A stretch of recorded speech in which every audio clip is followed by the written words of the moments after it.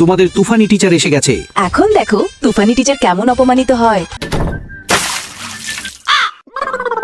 আরে তুফানি টিচারের সামনে তোমরা এখনো শিশু মাত্র।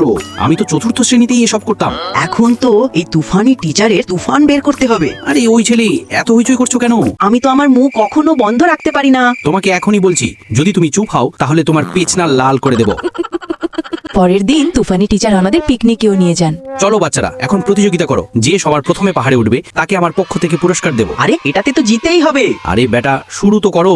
স্যার, আমার দ্বারা অসম্ভব। বেটা দৌড় শেষ করো, না হলে পেছন থেকেও নীল হয়ে যাবে। স্যার, যে দৌড় জিতবে তাকে কি পুরস্কার দেওয়া হবে? বেটা প্রতিযোগিতায় যে জিতবে তাকে ডলি চায়ের চা খেতে দেওয়া হবে। ওটার চেয়ে বিষ খাওয়া ভালো। পিকনিক ফেরার পর দুজন গুন্ডা এসে আমাদের বিরক্ত করতে লাগলো। হে প্রিয়া, একা একা কোথায় যাচ্ছ?